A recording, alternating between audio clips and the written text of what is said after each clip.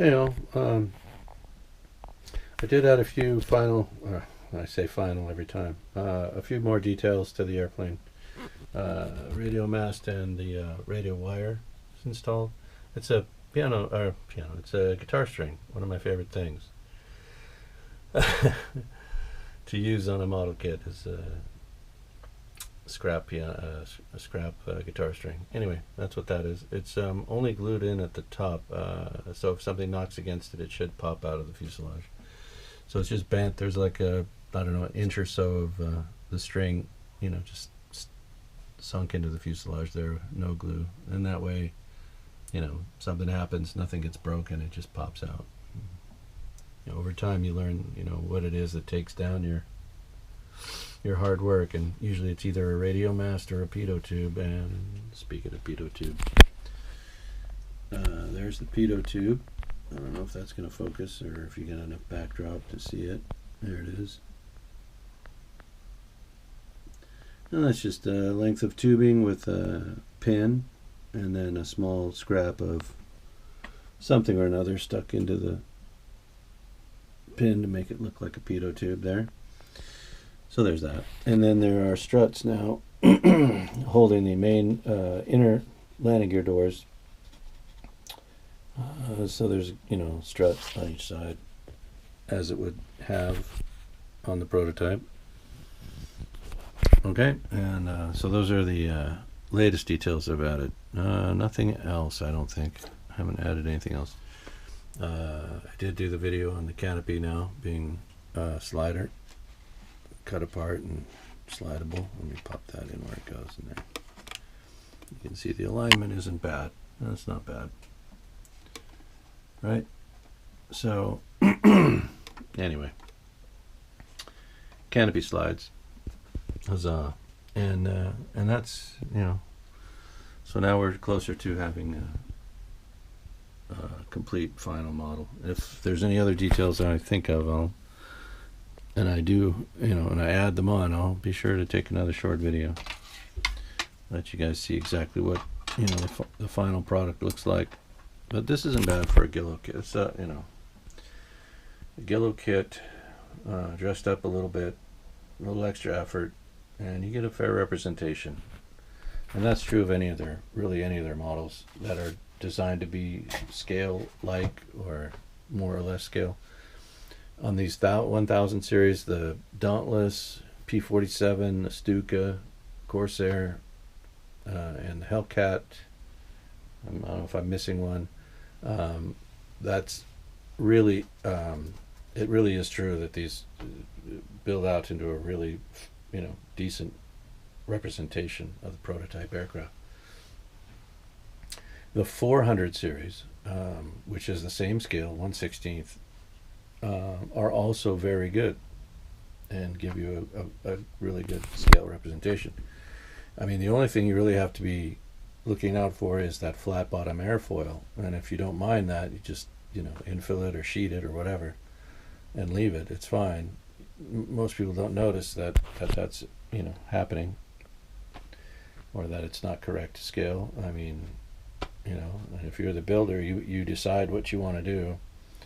This is true in any case. So with these balsa kits in this larger scale, you really have a lot of leeway for your own personal, touches and your own methods and madness in detail. So there's that. Right. So again, I hope everyone enjoyed the P-47 project. The 1 year hiatus in the middle of it, wasn't necessarily wonderful for the channel, but now, the complete build is in there. It's for the record, it's published. It's on YouTube. You can watch the thing from beginning to end, or just glance through some of the videos, get a sense of how things, started, where they were in the middle, and how it ended up. And like I said, I do this for entertainment. I do it for inspiration for other builders, tips and tricks. If there's something that that I'm doing here that's helpful, to another modeler, it gets you over a hump. You know, get you past a hurdle that as you stopped on your project. You know, they don't build themselves, and you just gotta. Sometimes you just gotta muscle through. But you know, it helps to see. Sometimes you get a problem solved by seeing how someone else does it. And I'm not saying that I'm, you know, I've been at this a while, but this isn't necessarily, you know, the best way to do things. I get a little jungle gym in here, and I do some, you know, things that are just to get it done. And I do some things that, you know, are not, I don't know, not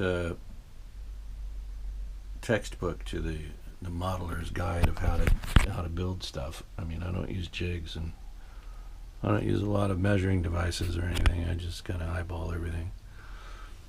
But that's, you know, everybody's, you know, do their own thing. That's the whole idea behind this. It's another form of self-expression. Here I am rambling again. It's going to be a short video just to show the few add-ons that I did. But I did want to say, you know, that Guillow does provide a really good canvas with these kits, and anything's possible. You know, you can build up, like I said, a fair representation of a P-47, and if you want to go wild and do, you know, go beyond what I do, that's even better. I'd love to see that. I'd love to see somebody come back and say, yeah, I saw your videos and I built this, and you know, because that's what I'm trying to do. I'm trying to inspire people to get working with your hands.